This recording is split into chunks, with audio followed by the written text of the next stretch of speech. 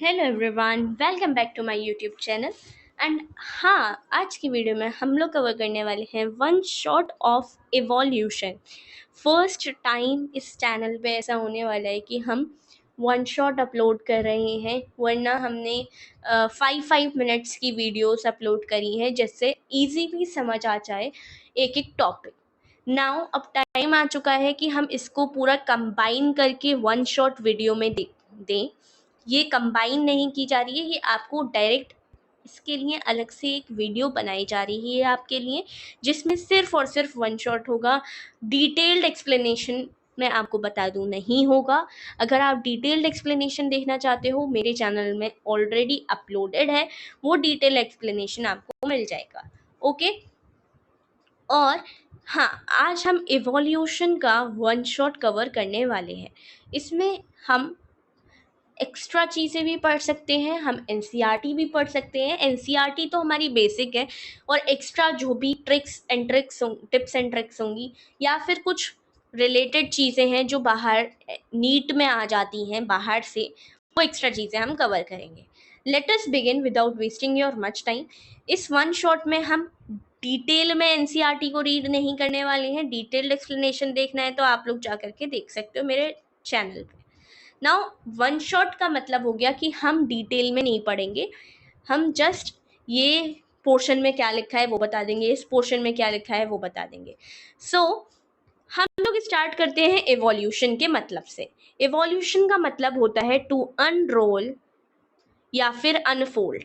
ठीक है, तो उसके बाद अगर हम यहाँ ओरिजिन ऑफ लाइफ की बात करें, इस पूरे चैप्टर्स में हमें दो टॉपिक्स के बारे में अच्छे से पढ़ना है, origin of life and evolution of life forms कैसे हुआ।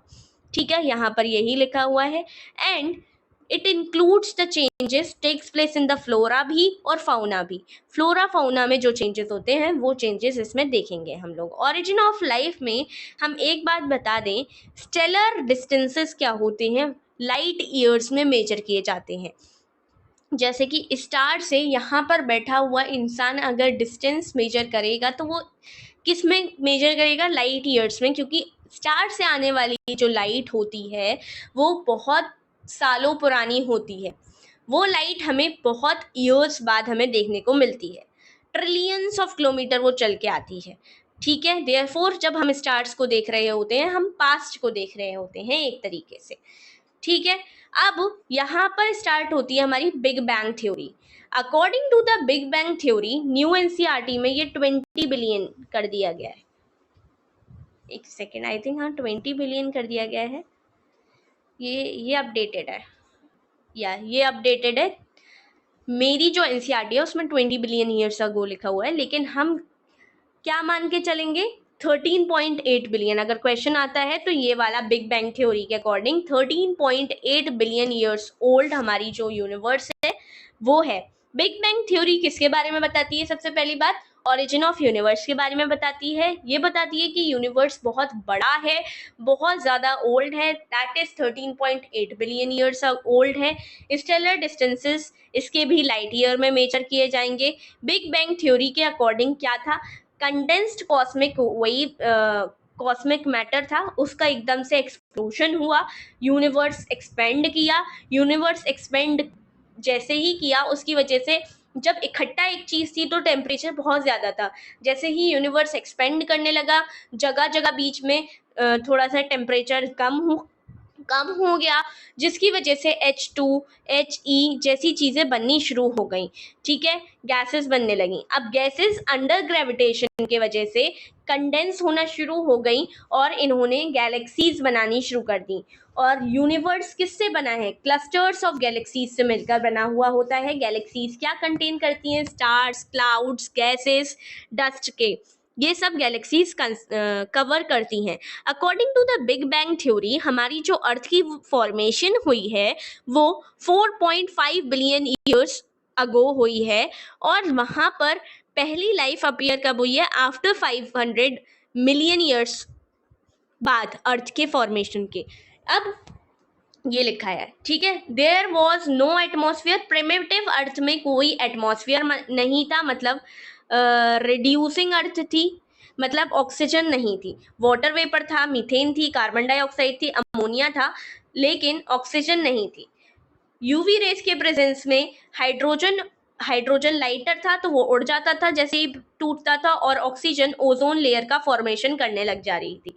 ऑक्सीजन कंबाइन कर जाती थी हर दूसरी चीजों से, और ओजोन लेयर का भी फॉर्मेशन करती थी, साथ ही वाटर और CO2 का भी फॉर्मेशन। जैसे जैसे कूल हुआ, वाटर वेपर रेन की तरह फैलना गिरना शुरू हुआ, जिसकी वजह से क्या हुआ, डिप्रेशंस जो थे ओशियंस में बदल गए।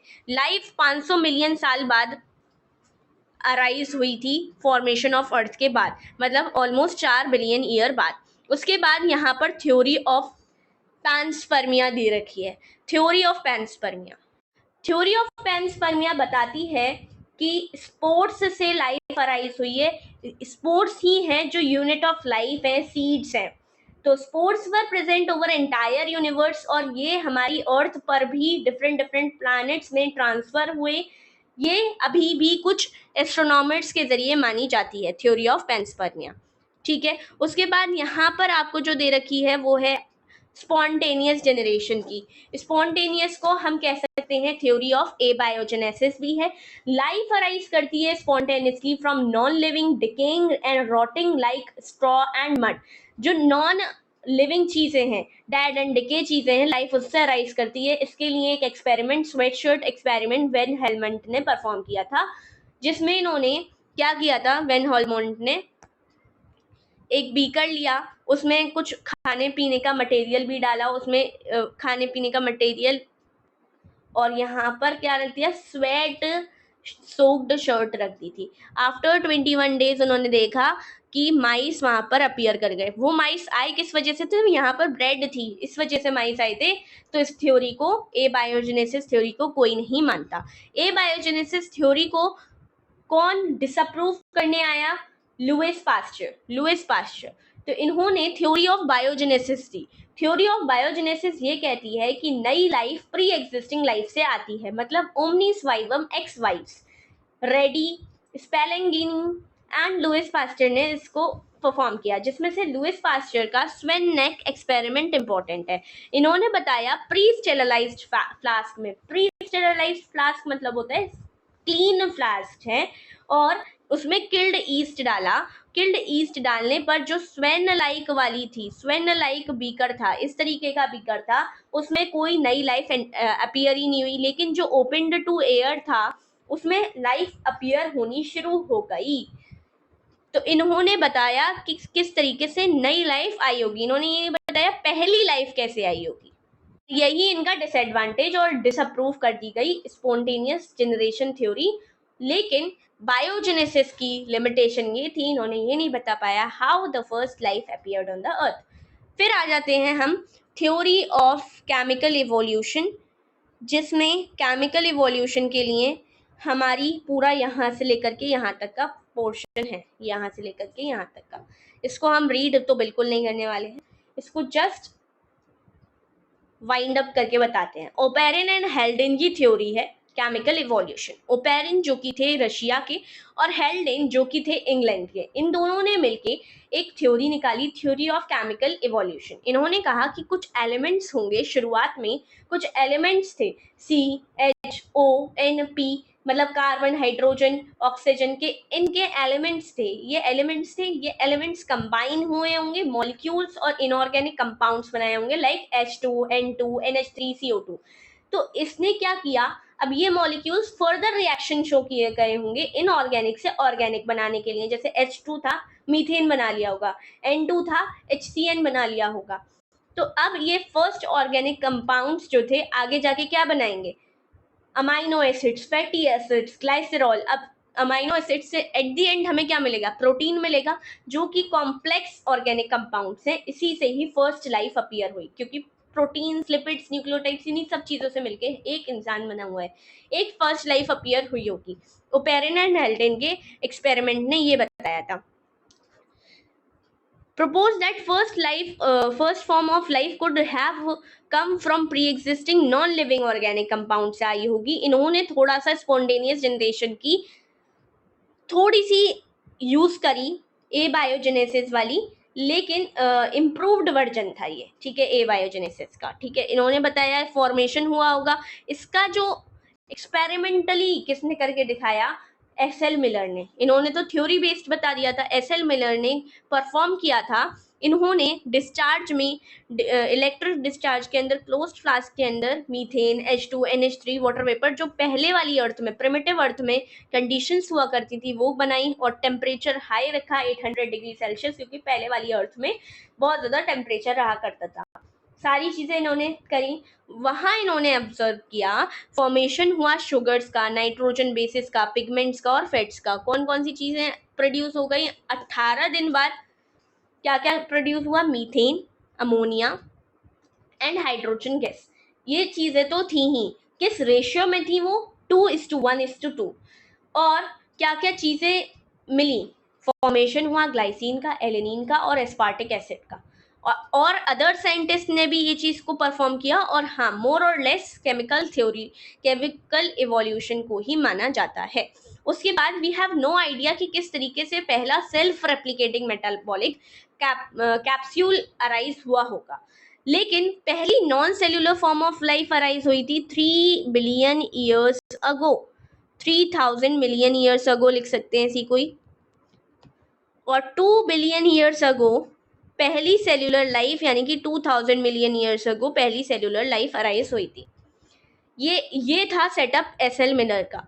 तो इस तरीके से ये इलेक्ट्रोड्स लगे हुए हैं, यहाँ से वैक्यूम पंप है, ये गैसेस यहाँ पर ये डली हुई हैं, यहीं पर 800 डिग्री सेल्सियस टेम्परेचर रखा, स्पार्क डिस्चार्ज हुई, वाटर आउट वाटर इन, यहाँ से वाटर जाएगा बाहर, वाटर आ जाएगा, कंडेंसर लगा हुआ है यहाँ, वाटर ड्रॉपलेट्स यहाँ तक पहुँचेंगे, यहाँ पानी बॉयल हो रहा है, water containing the organic compounds यहाँ पर है, लिक्विड यहाँ पर ट्रैप हो जाएगा।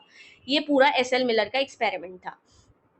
इसके बाद इवोल्यूशन ऑफ लाइफ फॉर्म्स एक थ्योरी है।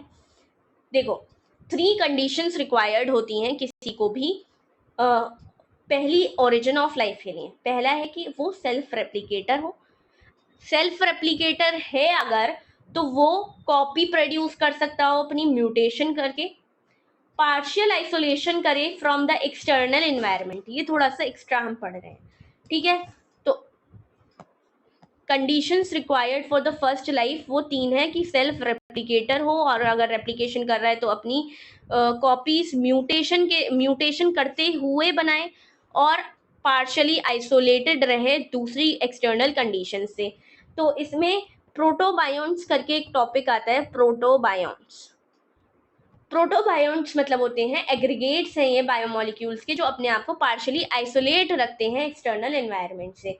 ये अपने आप से रेप्लिकेट नहीं कर सकते, क्योंकि प्रोटोबायोन्ट्स जो हैं ये लैब में प्रिपेयर किए जाते हैं। इसमें दो आते हैं, क्वेशरवेट्स एंड माइक्रोस्फेयर्स। क्वेशरवेट्स एंड माइक्रोस्फेयर, जिसमें से coacervates are not ideal, microspheres are the ideal one, ideal candidate for the formation of first life माना जाता है।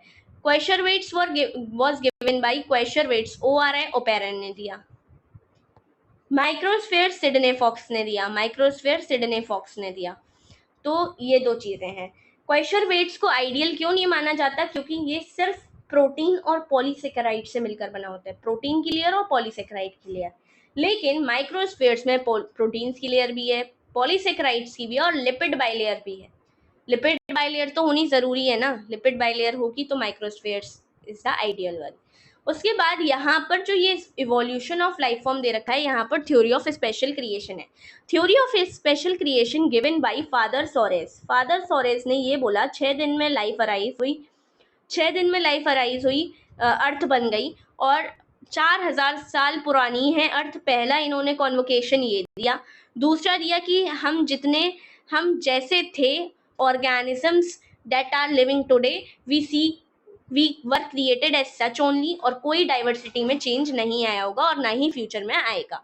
ये था, किसने बताया? फादर सोरेस ने। स्पेशल क्रिएशन रिलीजियस थ्योरी है ये, ठीक है। फिर सी वॉयेज पे HMS बीगल में कौन गए? Charles Darwin. चार्ल्स डार्विन ने ये बताया, बहुत सालों तक, मतलब उन्होंने बहुत सी चीज़ें देखी, उसके बाद इन्होंने ये बताया कि लाइफ जो है उसमें कॉमन एंसेस्ट्री होती है। लाइफ में कॉमन एंसेस्ट्री होती है। इन्होंने डार्विन के अकॉर्डिंग ये था कि descent with modification. All existing species evolved from single common ancestor and it was different from existing species. मानना ये था डार्विन का, क्योंकि इन्होंने डार्विन फिंचेस देखी थी गैलापागोस आइलैंड पे, जिसके बारे में हम आगे बात भी करेंगे। डार्विन का अल्टीमेट फिटनेस किसको कहता था? To the reproductive fitness. Those who are better in the fit in the organism environment में, जितना ज़्यादा कोई ऑर्गेनिज्म फिट होगा मतलब वो अपनी प्रोजेनी ज़्यादा लीव करके जाएगा। इसने नेचुरल सिलेक्शन को, इसी चीज़ को इन्होंने नेचुरल सिलेक्शन बोला और मैकेनिज्म ऑफ इवोल्यूशन।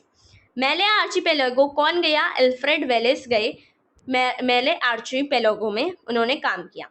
इन्होंने भी इसी तरीके की कुछ कंडीशंस निकाल के दिए। All the existing life forms share similarity and share common ancestor. ठीक है, हमारी जो लाइफ हिस्ट्री है अर्थ की एपॉक्स, पीरियड्स और एराज में बांटी जाती है। एराज सबसे बड़े, फिर पीरियड्स, फिर एपॉक्स, सबसे छोटी यूनिट एपॉक्स। जियोलॉजिकल हिस्ट्री जो है, ये बहुत इंपॉर्टेंट लाइन है, जर्शन रीजन में आती है। The geological history of earth closely correlate करता है बायोलॉजिकल हिस्ट्री ऑफ अर्थ से। हाँ, a common permissible conclusion is that earth is very old, not of 1000 year and as was thought earlier but billions year old है। इस पूरे discussion से ये पता चलता है। और जियोलॉजिकल हिस्ट्री क्लोजली कोरिलेट करती है बायोलॉजिकल हिस्ट्री ऑफ अर्थ से। क्या एविडेंसेस हैं फॉर इवोल्यूशन की? हाँ, इवोल्यूशन हुआ होगा, उसके क्या क्या एविडेंसेस हैं इसको हम पढ़ेंगे। पहला तो था एम्ब्रियोलॉजिकल सपोर्ट से पहले यहाँ पर है पैलियोंटोलॉजी के बारे में, फॉसिल्स के बारे में, फॉसिल्स के बारे में है। तो फॉसिल्स मतलब palaeontological evidences. Study of fossils is called as the palaeontology. अब फॉसिल्स क्या होते हैं? हार्ड रिमेन्स होते हैं लाइफ फॉर्म्स के, जो कोई ऑर्गेनिज्म मरा उसकी जो हार्ड बोन्स वगैरह हैं वो डिपॉजिटेड मिलेंगी आपको अर्थ की सेडिमेंट्री लेयर्स में। ये अर्थ है अर्थ की सेडिमेंट्री लेयर्स में, और यहाँ से सेडिमेंट्री लेयर्स से हमें पता चल जाएगा वो कौन से टाइम पीरियड में, एरा में, कौन से इपॉक में, कौन से पीरियड में ये इवॉल्व किया होगा और कितने साल पुराना है ये। ठीक है, इससे हमें ये चीज पता चल जाएगा। जियोलॉजिकल टाइम स्केल जो है हमारा बांटा गया है 4 एराज में, प्रोटेरोजोइक, पैलियोजोइक, मीजोजोइक, सीनोजोइक। ये जस्ट हमें सुनना है। प्रोटेरोजोइक में इन्वर्टिब्रेट्स ओरिजिनेट हुए, पैलियोजोइक में फिशेस एम्फियंस आए, और मीसोजोइक एरा में रेप्टाइल्स आए, सीनोजोइक एरा में मैमल्स आए। That's it. पैलियोंटोलॉजी हमारी यहाँ पर कंप्लीट होती है। पैलियोंटोलॉजी के बाद जो इस सारी कंडीशंस को पैलियोंटोलॉजिकल एविडेंसेस बोला गया। उसके बाद क्या नाम है, एज ऑफ फॉसिल्स को हम डिटरमाइन कर सकते हैं रेडियो एक्टिव डेटिंग से, या फिर stable isotope electron spin method सबसे रिलायबल मेथड होता है। उसके बाद हम एम्ब्रियोलॉजिकल सपोर्ट दिया था किसने? अर्नस्ट हीकल ने, और इसको disapprove Karl Ernst von Baer ने किया था। इसके बारे में भी डायरेक्ट क्वेश्चन बनता है यहाँ से यहाँ तक। अर्नस्ट हीकल ने कहा कि अपने ऑब्जर्वेशंस के अकॉर्डिंग इन्होंने कहा कि during embryonic stage common to all vertebrates क्या चीज रहती है जो कि एब्सेंट हो जाती है अडल्ट में, कॉमन चीज रहती है, that is for example embryos of all vertebrates including human develop a row of vestigial gill slit। लेकिन उसका कोई काम नहीं होता, जस्ट बिहाइंड हेड होता है, लेकिन फंक्शनल किसके अंदर है? सिर्फ फिशेस के अंदर, and not found in the any other adult vertebrates. लेकिन ये इस तरीके से ये वो अर्नस्ट हीकल ने ये बताया कि कहीं ना कहीं एम्ब्रियोलॉजिकल लाइफ हिस्ट्री जो होती है पहले adult stages of the lower vertebrate से आया होगा हायर वर्टिब्रेट। अर्नस्ट हीकल का कहना ये था। लेकिन however this proposal was disapproved on careful study by Karl Ernst Vollmeyer ने ये बोला कि embryos never passes through the adult stages of other और एनिमल्स। जनरल फीचर्स जो है ये जनरल फीचर्स कहलाते हैं, और जनरल फीचर्स पहले आ जाते हैं स्पेशलाइज्ड फीचर्स से। अर्नस्ट हीकल ने जो ये बोला था, ये पूरा पोर्शन, इसको बोला था ऑन्टोजेनी रिकैपिचुलेट फाइलोजेनी, इसीलिए इसको रिकैपिचुलेशन थ्योरी भी बोलते हैं। ऑन्टोजेनी रिकैपिचुलेट्स फाइलोजेनी, इसको disapprove Karl Ernst von Baer ने किया था। इसके बाद नेक्स्ट तीसरा पोर्शन आता है, तीसरा जिससे हम इवोल्यूशनरी एविडेंस को कंटेन करते हैं, पाते हैं, दैट इज कंपैरेटिव, उसकी एनाटॉमी और मॉर्फोलॉजी की सिमिलैरिटीज देखते हुए। यहाँ पे हम होमोलोगस ऑर्गेनिजम्स की बात करते हैं और एनालॉगस के बारे में। होमोलोगस कॉमन एंसेस्ट्री शेयर करते हैं, होमोलोगस कॉमन एंसेस्ट्री शेयर करते हैं, इसके एग्जाम्पल याद रखना है, एग्जाम्पल से इसकी डेफिनेशन खुद ही याद हो जाएगी। जैसे कि ह्यूमंस का हैंड या फिर ह्यूमंस चीता के 4 लिम्स देखो, इसकी डिफरेंट फंक्शन है। इसका हैंड किसी और होल्डिंग ऑब्जेक्ट्स के लिए है, चीता का रनिंग के लिए है, तो different in function but anatomy is same. Anatomy अगर सेम है, स्ट्रक्चरल डिफरेंस नहीं है, तो वो होमोलोगस है, मतलब कॉमन एंसेस्ट्री कहीं ना कहीं शो कर रहे होंगे, लेकिन अपनी नीड्स के अकॉर्डिंग डाइवर्ज कर गए, तो ये डाइवर्जेंट इवोल्यूशन का एग्जाम्पल है, इंडिकेट करते हैं कॉमन एंसेस्ट्री। दूसरा है एनालॉगस ऑर्गेनिजम्स, वो एनालॉगस ऑर्गन्स एनालॉगस ऑर्गन्स में आ जाएगा, जैसे कि eye of octopus and humans. Function तो सेम है, फंक्शन सेम है दोनों का देखना, लेकिन बेसिक स्ट्रक्चर में डिफरेंस होगा एनालॉगस, तो कॉमन एंसेस्ट्री को इंक्लूड नहीं करता और कन्वर्जेंट इवोल्यूशन शो करता है, कन्वर्जेंट इवोल्यूशन शो करता है। उसके बाद यहाँ पे आ जाओ, ये वाला पोर्शन बहुत इंपॉर्टेंट है। ये हमारा, ये वाला तो हमने सबने ही देख रखा है डोरेमोन में, है ना। तो इस वाले में देखो, यहाँ पे डायनासोर्स के बारे में बताया जा रहा है, एक फैमिली ट्री दे रखा है डायनासोर्स का। यहाँ पर ब्रैकियोसॉरस है, ब्रैकियोसॉरस के कुछ इसकी डिटेल्स देख लेते हैं।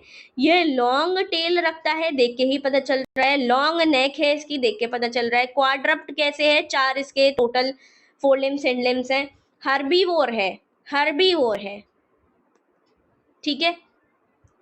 फिर यहाँ से देख के पता चल रहा है इसकी नेक एरिया में और यहाँ वाले एरिया में, अपर साइड में क्वाड्रप्ट तो ये है ही, हर्बीवोर भी ये है। इसके पास प्लेटेड बैक होती है और स्पाइनी टेल होती है, टेल पे भी स्पाइन्स से आपको दिखाई दे रहे होंगे पूरा ही। तो ये कौन सा है, स्टेगोसॉरस। स्टेगोसॉरस में ये स्पाइन्स देखने को मिलते हैं, एस से याद रहेगा, स्टेगोसॉरस है। आर्कियोप्टेरिक्स मिसिंग लिंक है, डायनासोर्स मिसिंग लिंक है, ये एक डायनासोर माना जाता है। आर्कियोप्टेरिक्स को मिसिंग लिंक क्यों कहा जाता है, मिसिंग लिंक किसके बीच का है, रेप्टाइल्स एंड बर्ड्स के बीच का है, क्योंकि ये रेप्टाइल था लेकिन बर्ड में इवॉल्व कर गया, तो आर्कियोप्टेरिक्स। फिर आता है क्रोकोडाइलियन। क्रोकोडाइलियन के बारे में तो लिविंग थिकोडोंट है, सभी को पता है, अभी भी जिंदा है। टेराडॉन पहली एक्सटिंक्ट फ्लाइंग रेप्टाइल है, ये एक्सटिंक्ट कर चुकी है। फ्लाइंग तो ये भी है और ये भी है आर्कियोप्टेरिक्स, लेकिन टेराडॉन एक्सटिंक्ट कर चुका है फ्लाइंग वाला। अब ट्राइसेरोटॉप्स से पता चल रहा है इसके पास 3 हॉर्न होते हैं, 1 2 3, 3 हॉर्न्स होते हैं ट्राइसेरोटॉप्स, और यहाँ पे 4 है, तो क्वाड्रप्ट हर्बीवोर होगा। ओनली कार्निवोर अब हमें मिलेगा टायरेनोसोरस, बहुत डैगर लाइक टीथ होते हैं, डेंजरस होता है बहुत, बाइपेडल होता है। देखो इसका इवोल्यूशन हुआ है, ये 2 पैरों से चलता था, बाइपेडल था। कार्निवोर था, डैगर लाइक टीथ थे इसके। यहाँ पे एग्जाम्पल्स दे रखे हैं टोटल आपके, ये वाला आपका होमोलोगस का एग्जाम्पल है, ये होमोलोगस का एग्जाम्पल है, ठीक है। इसके बाद now we will, vestigial organs के बारे में सभी को ही पता होगा, ऑल ऑफ यू, है ना। देखो, हाँ रुको, ये वाला एग्जाम्पल बहुत इंपॉर्टेंट है। किसमें कंफ्यूजन रहता है, स्वीट पोटैटो रूट मॉडिफिकेशन है या स्टेम मॉडिफिकेशन है। तो देखो एस आ रहा है स्वीट पोटैटो में, लेकिन यहाँ आर आ रहा है, मतलब एस वाले में एस नहीं आएगा, एस वाले में एस आना मना है, क्योंकि ऑलरेडी एस है तो एस एक्सेस में हो जाएगा, ऐसे ही करके याद रखना पड़ेगा, वरना बेसिक चीज देखने जाओगे तो उसमें टाइम लग जाएगा। स्वीट पोटैटो एक रूट मॉडिफिकेशन है, रूट की मॉडिफिकेशन है, और पोटैटो स्टेम मॉडिफिकेशन है। ये अनदर एनालॉजी का एग्जाम्पल है। वेस्टिजियल ऑर्गन्स के बारे में पूछ रही थी मैं। वेस्टिजियल ऑर्गन्स वो ऑर्गन्स होते हैं जिनका कोई नॉन फंक्शन नहीं है अभी के ऑर्गेनिज्म में, लेकिन ये फंक्शनल हुआ करते थे एंसेस्टर्स के अंदर, जैसे कि nictitating membrane, vermiform appendix, muscles of year पिना, विस्टम टूथ। कनेक्टिंग लिंक किन्हें कैसे कहते हैं? कनेक्टिंग लिंक वो होते हैं, जैसे कि मिसिंग लिंक अभी पढ़ा आपने, वो कनेक्ट ही तो कर रहा है रेप्टाइल्स और बर्ड्स को, आर्कियोप्टेरिक्स। वेर एज लिविंग में एग्जाम्पल है हेमिकॉर्डेटा। हेमिकॉर्डेटा नॉन कॉर्डेट्स और कॉर्डेट्स के बीच में आता है। न्यूपिलिना एक मोलस्क है, एनिलिडा और मोलस्क के बीच में आता है। एटाविज्म किसे कहते हैं? एटाविज्म उसे कहते हैं जिसमें रीअपियरेंस होने लगता है, जैसे कि मूविंग ऑफ ईयर पिना। ईयर पिना मूव अगर कर रहा है तो वो पहले वाले ऑर्गेनिजम्स में किया करता था, अब ये रिपीट होके आ रहा है, एंसेस्ट्रल कैरेक्टर्स रिपीट होकर के आ रहे हैं। टेल बोन अगर एलोंगेट हो रही है, पहले हुआ करती थी अब नहीं होनी चाहिए, लेकिन अगर अब हो रही है तो ये एटाविज्म कहलाएगा। ठीक है, उसके बाद if we talk about the embryological evidence, नहीं ये तो हमने पढ़ लिया है, biological and molecular studies,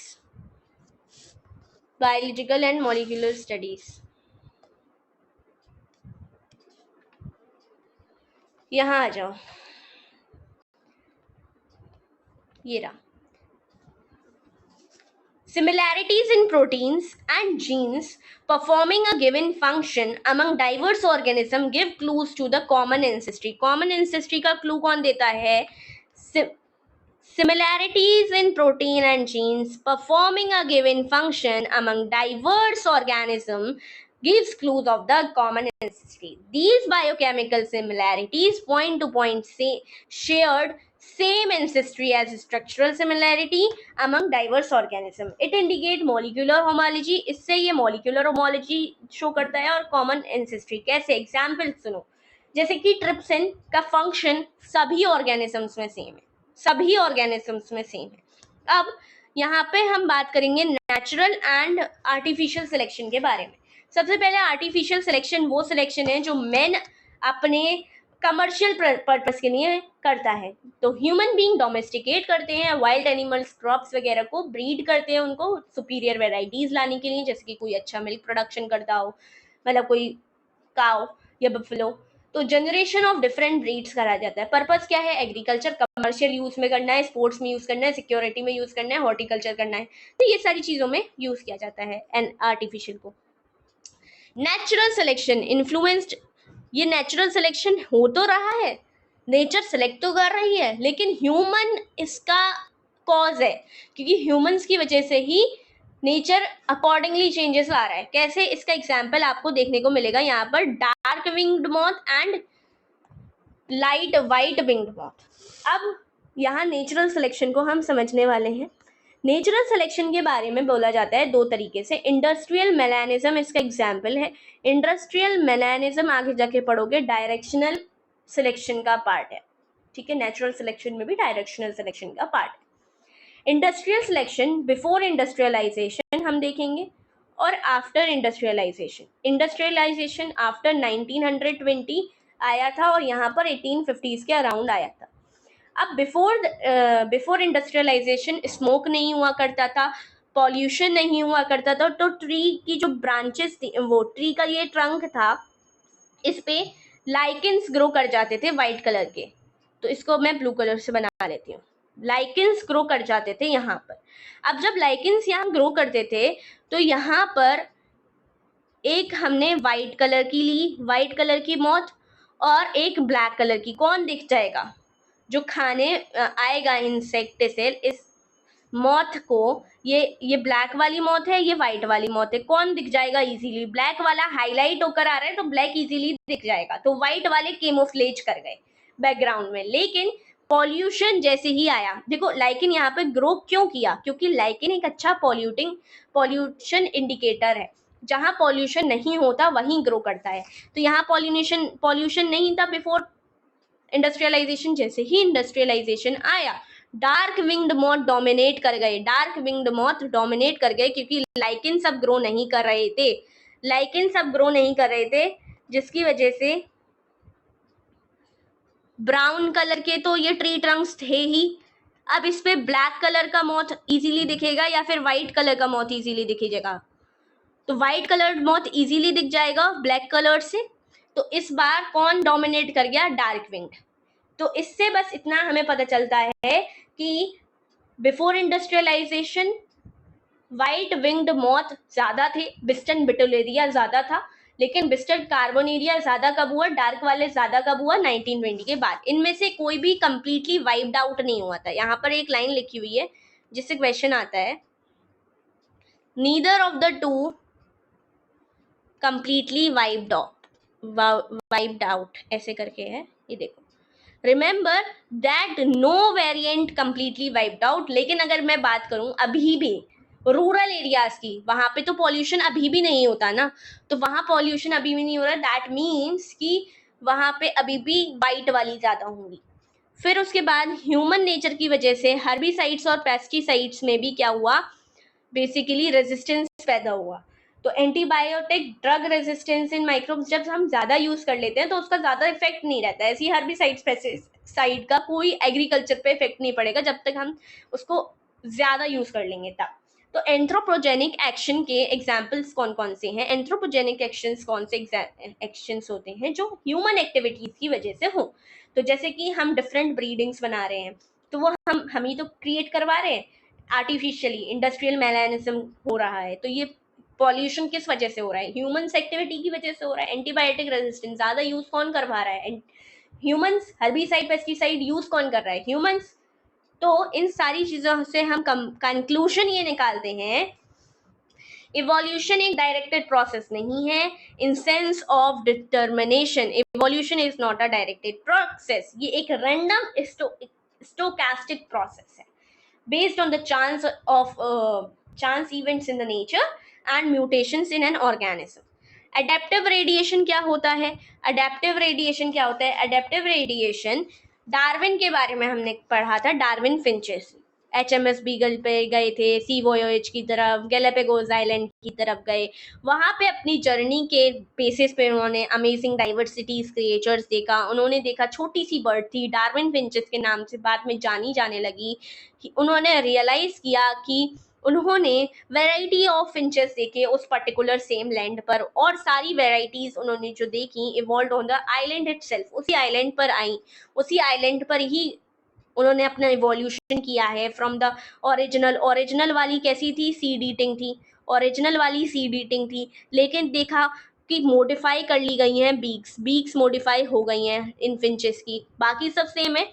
beaks क्योंकि बीक्स में कैक्टस ईटिंग कुछ आ गई, फ्रूट ईटिंग कुछ आ गई, सीड ईटिंग कुछ आ गई, इंसेक्ट ईटिंग, तो उसी के हिसाब से मॉडिफाई हो गए, मॉडिफाई हो गया, मॉडिफिकेशन हो गया उसी के अकॉर्डिंग। ठीक है। So original ancestor finch was seed eater, different finches with modified beak and different habitat evolve. ये एडेप्टिव रेडिएशन का एग्जाम्पल है। एडेप्टिव रेडिएशन किसे कहते हैं? This process of evolution of different species एक पर्टिकुलर जोग्राफिकल एरिया, उन्होंने कहा ना वेराइटीज देखने को मिली सेम आइलैंड पे, जब सेम पर्टिकुलर एरिया पर डिफरेंट स्पीशीज का क्या हुआ हो, प्रोसेस ऑफ इवोल्यूशन हुआ हो, starting from a single point and literally radiating to other areas या जोग्राफिकल एरियाज, उसी को एडेप्टिव रेडिएशन कहते हैं। डायरेक्ट पीवाई की क्वेश्चन है, डायरेक्ट एग्जाम में आपको डेफिनेशन दी जाती है, क्या है ये पूछ लिया जाता है। डार्विन फिंचेस रिप्रेजेंट करते हैं one of the example of the adaptive radiation. अब दूसरा देख लें, ऑस्ट्रेलियन मार्सुपियल। ऑस्ट्रेलियन मार्सुपियल्स में कौन आते हैं?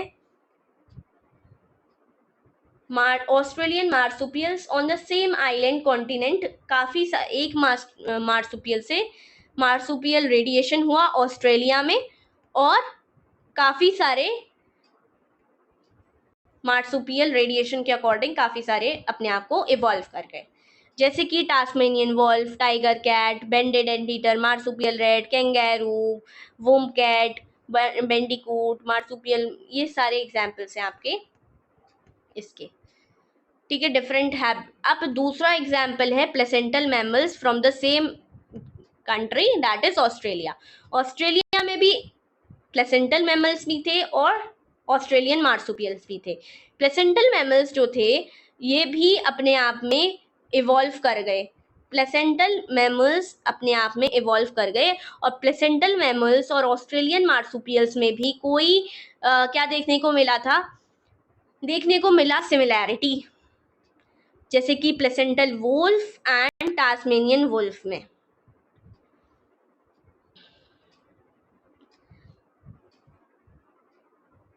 इसकी ट्रिक मुझे किसी मेरी फ्रेंड ने बताई थी। Ma'am, let me fly beyond world, ma'am let me fly beyond world, इस तरीके की ट्रिक आई थिंक मुझे किसी ने बताई थी। उसके बाद अगर हम बात करते हैं, इन दोनों में जो सिमिलैरिटीज पाई गई इसको कन्वर्जेंट एवोल्यूशन बोला गया। इन दोनों में जो सिमिलैरिटीज पाई गई, मोल मार्सुपियल मोल में, ये दोनों कन्वर्जेंट एवोल्यूशन हुए।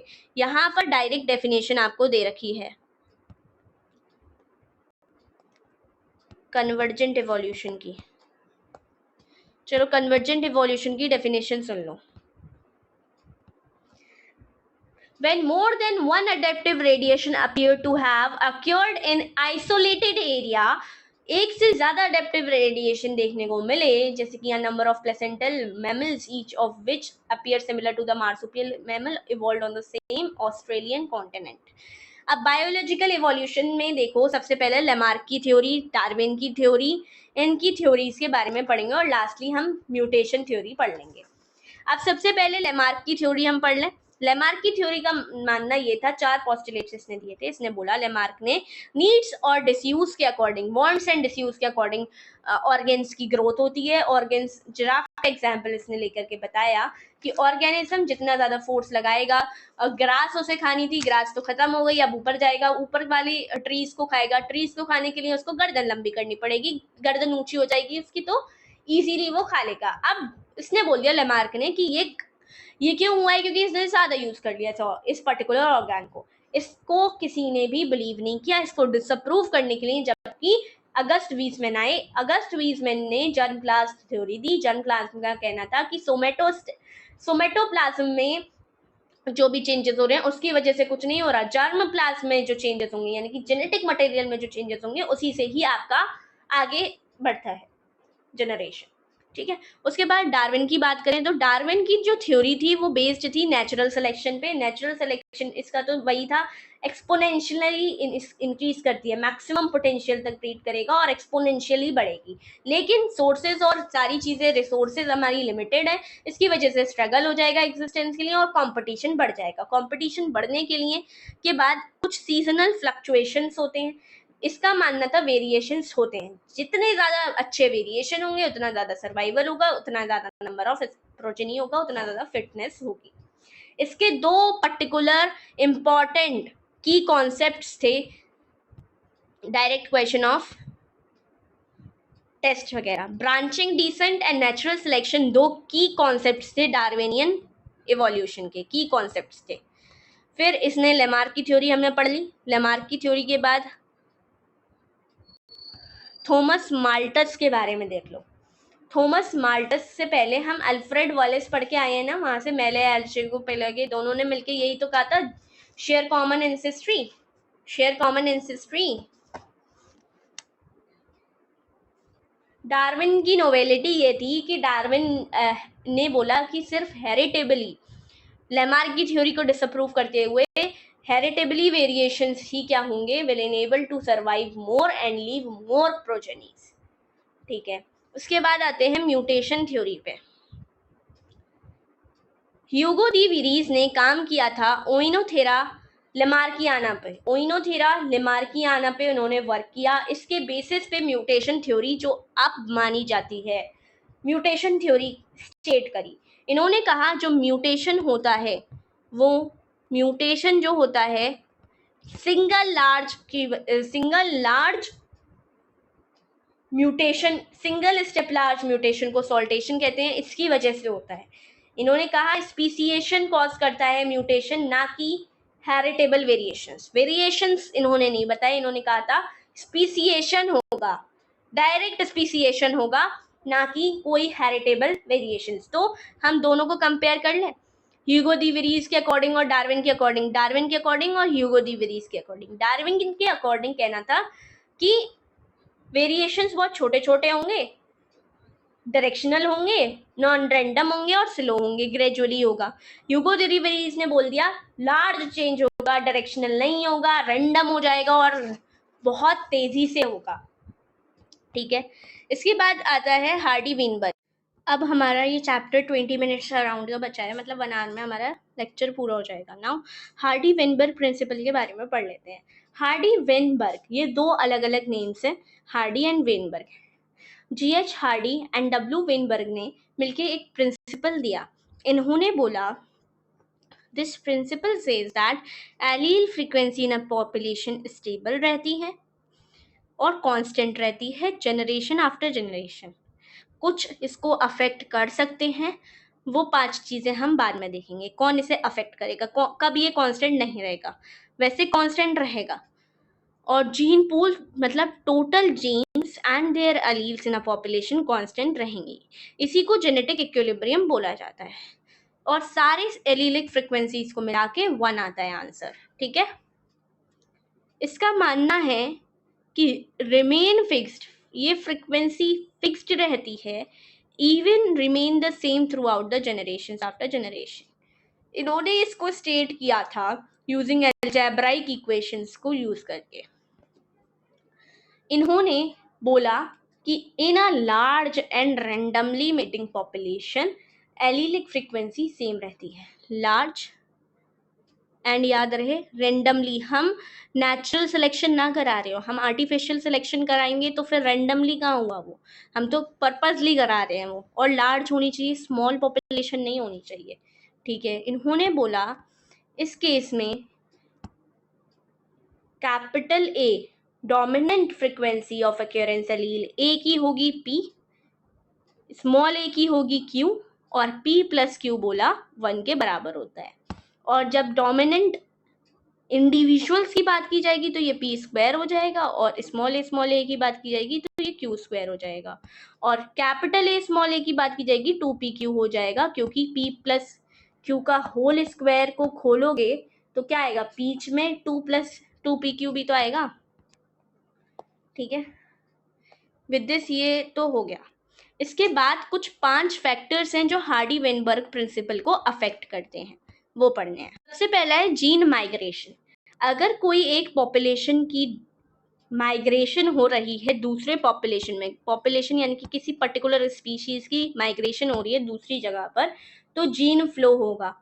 जीन फ्लो मतलब होता है अगर यही माइग्रेशन बहुत बार कर दिया जाए, एक माइग्रेशन बार बार माइग्रेशन हो रहा हो यहाँ से इस पर्टिकुलर ऑर्गेनिज्म का, यहाँ से यहाँ गया, यहाँ से यहाँ गया, यहाँ से यहाँ गया, यहाँ से यहाँ गया, काफी बार आ रहा है, इसको जीन फ्लो कहा जाएगा, जीन फ्लो। ठीक है, उसके बाद ये कैसे अफेक्ट कर रहा है, जीन माइग्रेशन कैसे अफेक्ट कर रहा है, ये एक पॉपुलेशन कम हो जाएगी, कांस्टेंट कहाँ रहेगी, फ्रीक्वेंसी कांस्टेंट रहेगी, नहीं रहेगी। जेनेटिक ड्रिफ्ट दूसरा है, जेनेटिक ड्रिफ्ट स्मॉल पॉपुलेशन में होती है।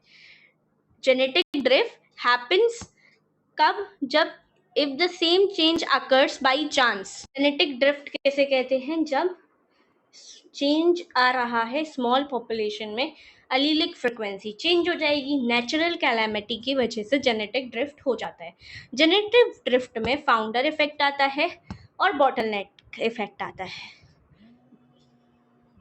फाउंडर इफेक्ट जो होता है, अगर ओरिजिनल ड्रिफ्टेड पॉपुलेशन एस्टेब्लिश कर रही है अपने आप को such that it become founder to evolve, मतलब उस इतनी सी मतलब फाउंडर बन जाए जो अपनी ही उसकी, जैसे कि Darwin finches, founder to evolve है ना इनटू न्यू स्पीशीज।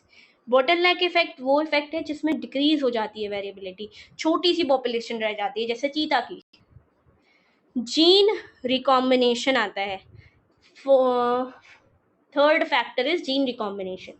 जब एक्सचेंज हो जाता है जीन सेगमेंट का क्रॉसिंग ओवर के टाइम पे, इस वजह से नए कैरेक्टर्स अपीयर हो जाते हैं, जिसकी वजह से कांस्टेंट नहीं रह पाती एलीलिक फ्रीक्वेंसी।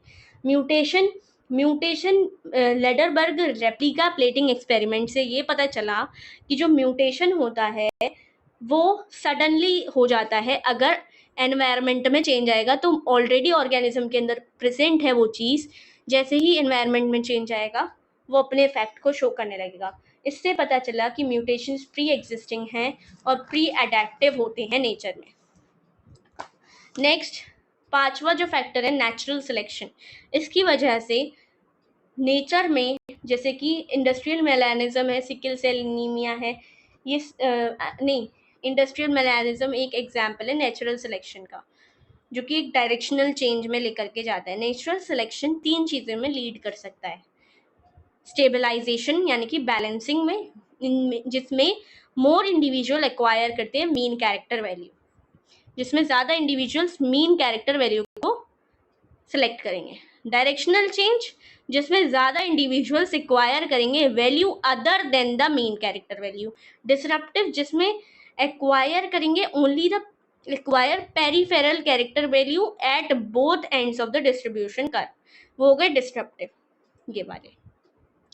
जब मीन कैरेक्टर वैल्यू होगी तो स्टेबलाइजेशन, किसी पर्टिकुलर डायरेक्शन में जा रहा होगा तो डायरेक्शनल, दोनों तरफ पीक आ रही होगी तो डिसरप्टिव।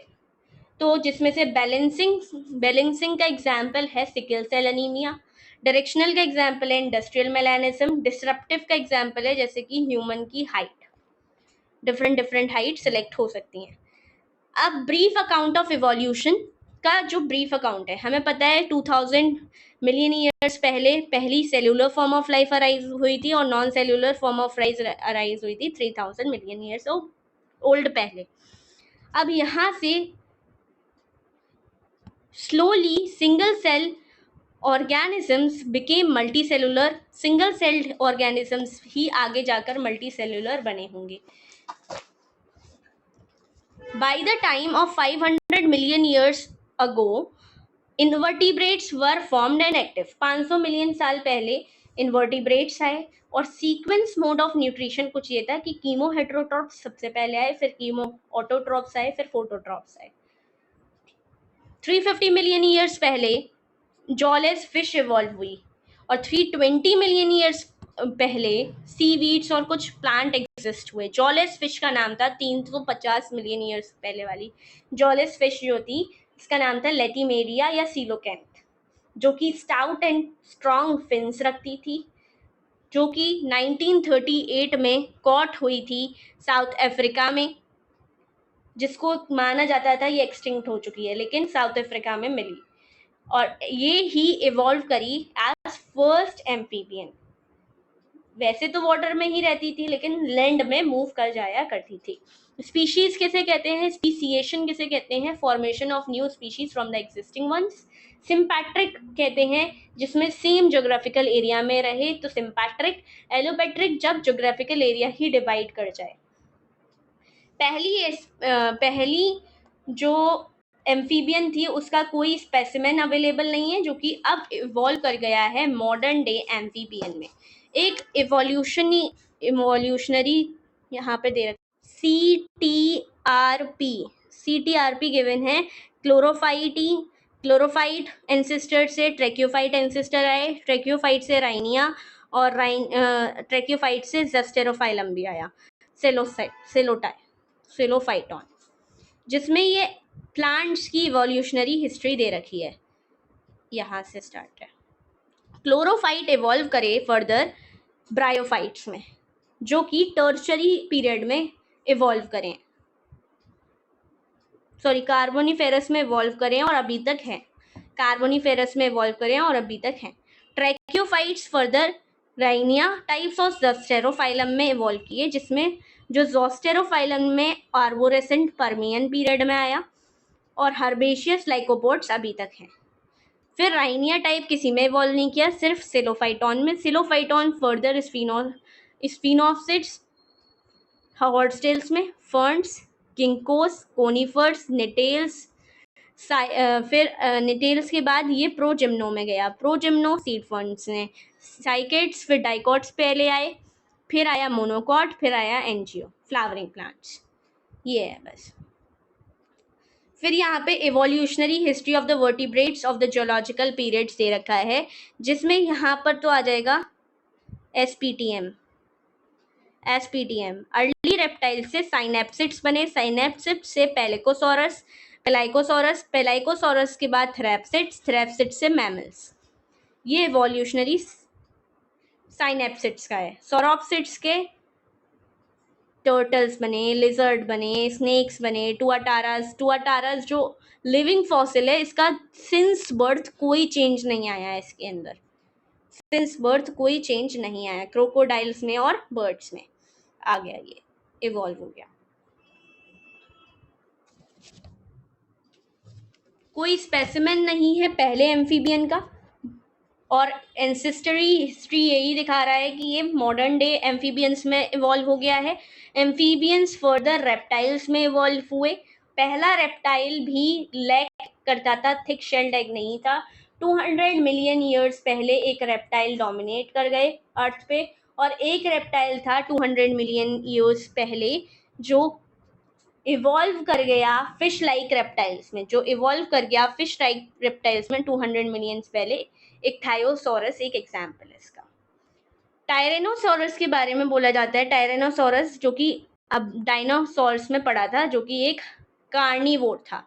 डैगर लाइक टीथ होते हैं, 20 फीट हाइट होती है, ह्यूज फियोरसम होता है। अबाउट 65 मिलियन पहले एक्सटिंक्ट कर गए डायनासोर्स। ये बोला जाता है कि क्लाइमेटिक चेंज उनको मार गया, या फिर कुछ बर्ड्स में इवॉल्व हो गए, और मेटेराइट स्ट्राइक हुआ, ये सारी चीजें। इन्हीं के बीच में ट्रुथ है। पहला मैमल श्यू लाइक था, छोटे छोटे से मैमल्स थे पहले, जो young ones are developed inside और मोर इंटेलिजेंट बने mammals due to the continental drift. Mammals of South America resembling horse, hippopotamus over dominate हो गए किसके ऊपर, नॉर्थ अमेरिका के ऊपर। ऑल्सो मार्सुपियल्स इवॉल्व कर गए ऑस्ट्रेलिया में। Due to same continental drift, pouched mammals of Australia survived because of lack of competition from any other mammal. कोई मैमल वहां पर नहीं था, इस वजह से सेम कॉन्टिनेंटल ड्रिफ्ट की वजह से कोई कंपटीशन नहीं था ऑस्ट्रेलिया में, इसी वजह से कौन पाउच्ड मैमल सर्वाइव कर गए। ये डायरेक्ट क्वेश्चन बनता है, डायरेक्ट क्वेश्चन। तो let's we forget some mammals live wholly in water, जैसे कि whales, dolphins, seals and sea cows are some example.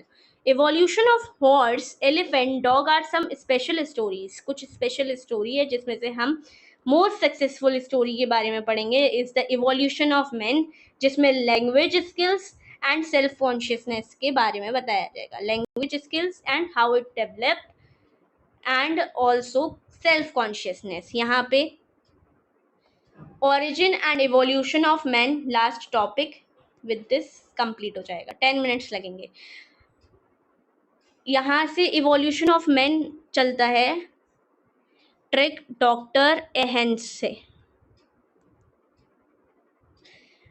D for ड्रायोप्टिकस, Ramapithecus, Dryopithecus और रामापिथिकस, इनके बारे में बोला जाता है अबाउट 15 मिलियन ईयर्स ओल्ड पहले ये दिखे गए।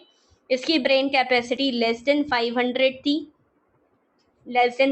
सीसी थी। देवर हेयरी, और इनमें से they were hairy and walk like gorillas and chimpanzee, जिसमें से Ramapithecus was more man like और ड्रायोपेथिकस किसकी तरह था, एप लाइक का था।